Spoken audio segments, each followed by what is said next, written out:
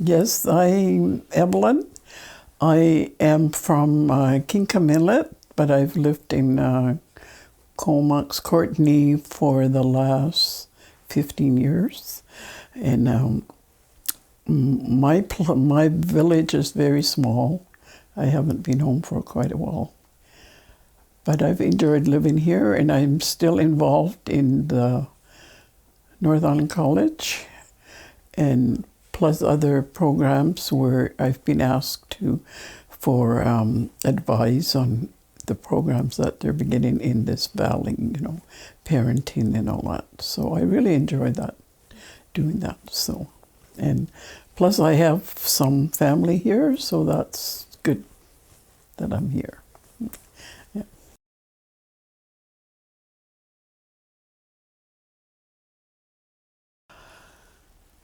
I truly, truly believe that our culture was the good way of life. I've always said the many, many programs, the many, many ceremonies that we put our children through help them to be well and balanced in life. From the beginning, from the very beginning, when their conception, how the mother and the parents are taken care of, and when the baby's born, the child is born, they go through many, many ceremonies. And I truly, honestly believe these ceremonies do have input into our lives, into the children's life. And I truly can attest to that because I have a granddaughter, Carla, who's raised her 4 children that way. And you see the difference between her children and my other grandchildren who have not been raised like that.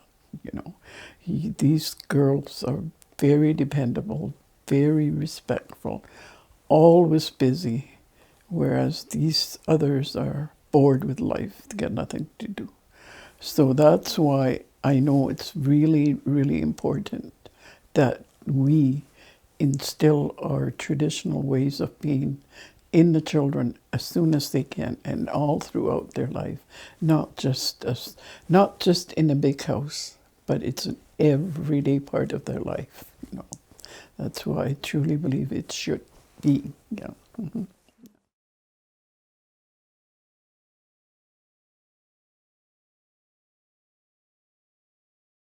How are the children doing better? I don't know if they are. Is I there a way don't. that they can be doing better? Oh, they can be doing better, and by being raised in a traditional way, I believe that they can do that. I believe they can honor and respect the. How many of our children still go berry picking? How many of our children go fishing? These were our pastimes, even as a child, did that. And I don't, I can honestly say I was never bored. I was never bored because I was always busy.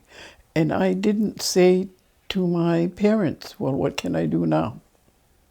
I learned by watching and being present and learned to honor the whole universe.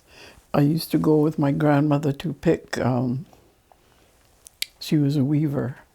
I would go with my grandmother to pick the roots, or whether it was the young trees or the cedar bark, whatever we did with her.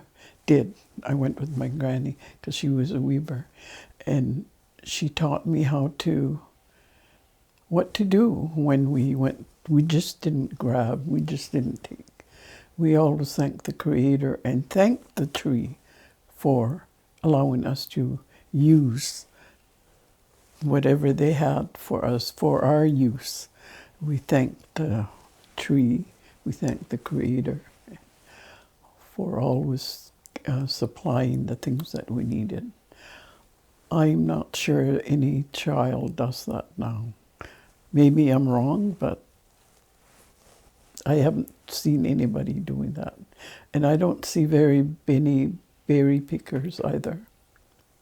Oh, I love berry picking. Even today, I can't wait for the blueberries. They're not allowing anybody to pick strawberries because of COVID, but I hope they will allow the blueberries, yeah. But berry picking and picking all the fruit of the trees, whatever it was a way of thanking the Creator for being, supplying us, nurturing us with so much plentiful things, you know. And yeah, I don't know if any child does that now.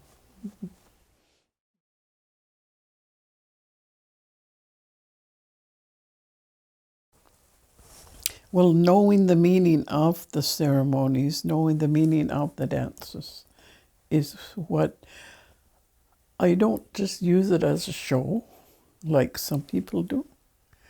And they think the only time you're supposed to upheld your whole being, they think it's only in a big house. It was not.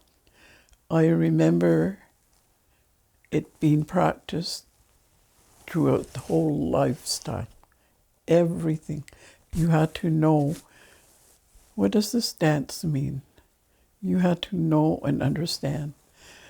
And I know that I know what I know has helped me a lot in my life to understand. Like, some people think we worship the totem poles, but no, it isn't. We don't worship them. It's our connection to the whole universe. It's our connection, you know, the totem pole, there's the wolf, whatever. Your connection to the wolf, your connection to the ravens. This has to be understood. And your very beginning story is what's really important, you know. I know King Kingdom's origin story is of the wolf, and that's why there's a strong connection to the wolf, you know. And every one of the Kwakikiwak nations or tribes, I don't like to use the word band because it's a white man's term. It's from the government. But tribes, they all have an origin story. Comox has an origin story. And unfortunately, I don't really know it. I would like to, so that, because I live here on the land and I can relate to the people that I talk to, you know. And that is what has helped us in my world, because my family, my parents, my grandparents always said, remember who you are, remember where you come from, never forget it. Then you will never go and seek other means of being in life, because you will walk that path of your ancestors. It was so important to know, like, if I were to go visit, like, I used to go to colleges with my grandmother, and if I was walking alone and someone would say, well, who are you, my dear? And all I had to say was, I'm so-and-so's daughter or so-and-so's granddaughter. They would know right away who I am. And that was important, that you know your history, you know your beginnings, know where you come from. And I know it is a loss to our children. A lot of them don't know who they are and where they come from. But that is so important, knowing who you are. And you know what? I took my master's course in Seattle, John Baxter University in Seattle.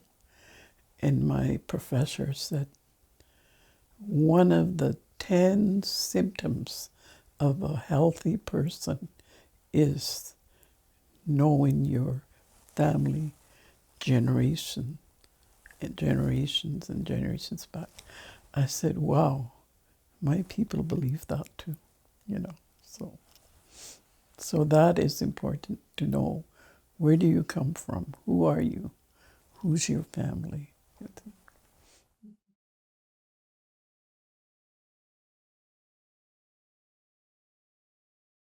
It was not just, say, a class time like we do now.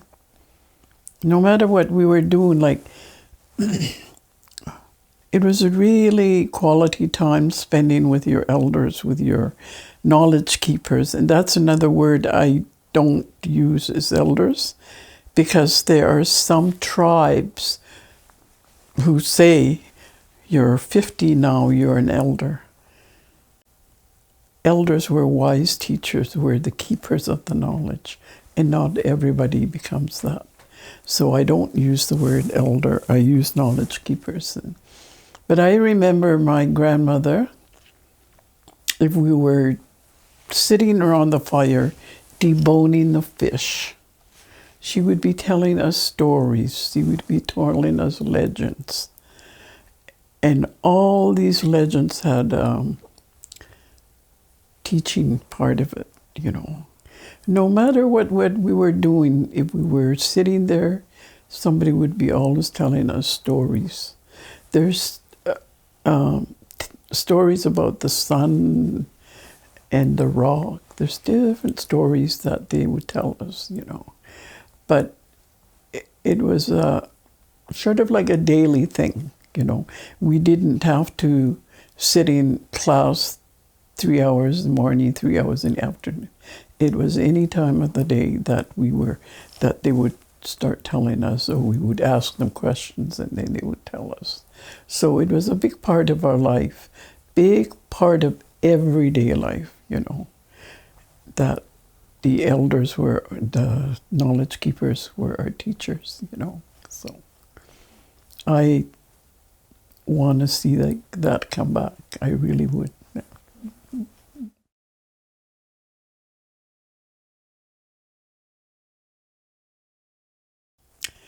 It's very important. So much of our illnesses are coming from what's happened to the environment. I just seen a really interesting video about diabetes type 2. And our narrator said, it doesn't come from your families. It's not inherited. It comes from the environment. It's called P2.5, something in the air that's causing diabetes. And they should not be treated with insulin or any kind of medication. You can reverse it by eating properly and really watch what you eat. Really watch what you eat. Some of the food we're eating today is not what our old people had long ago, especially the flour. The flour that we're eating today is not the wholesome wheat it was that our grandparents, great-grandparents ate because of the treatment that is being given in our food. All the illnesses that we're getting is from the treatment that they're putting in our food. And I'm not scared to say that, because I have seen people who don't eat any of those flour, sugar, and all that. I see how healthy they are. And but everything we eat today, water, treated water. Why do people have so many stomach problems? From the water, from the food we're eating that have been chemicalized, you know. Everything we had was natural, came from Mother Earth, came from the birds and all that. Everything. So that's why so many people are sick today because of what we're eating, because of what we're eating. So, yeah. So it would be nice, it would be so great if they could stop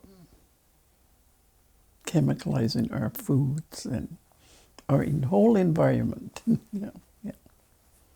I noticed since this COVID, a lot of people have turned to garden. Alert Bay, I was just amazed.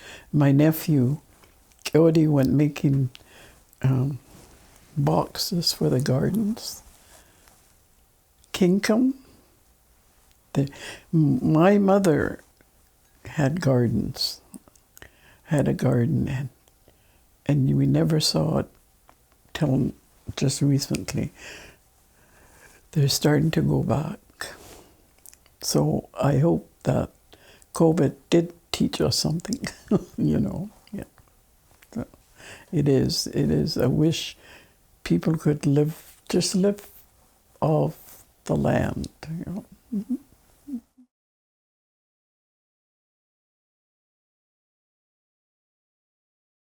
Prayer for Mother Earth, that it isn't any different than my prayer for the people, because without the care of Mother Earth, without the people caring for Mother Earth, it's not going to get healthy.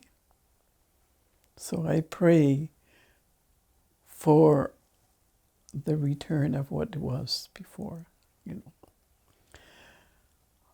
Remember that great big tsunami in Japan a few years back? And I was talking to one of the knowledge keepers, and I said, isn't it sad what's happening over there? He's deceased now, and he said to me, well, Evelyn, what do you expect? They're not taking care of the land.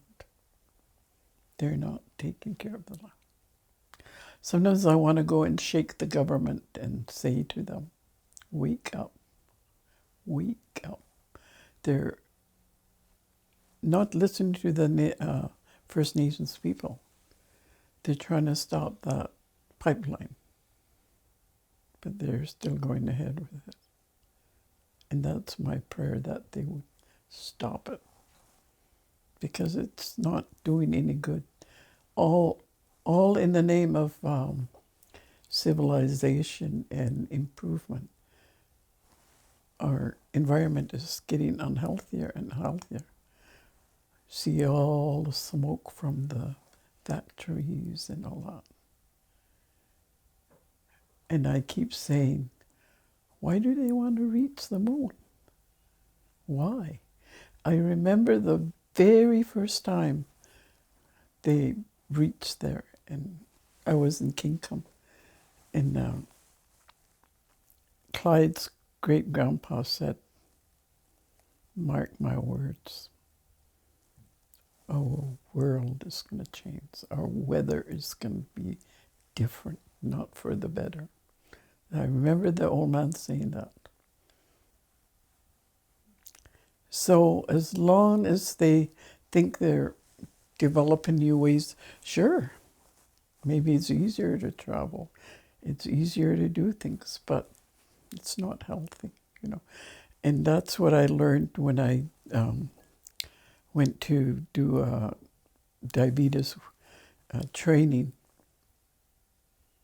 That's what's gone from people to, you know, we used to be able to pick berries, work for our food physically, but now we just plug in things, and it's not doing our bodies any good. So my prayer is, my prayer is that someday we'll get healthy by regaining what we lost in the name of civilization, I guess it's called.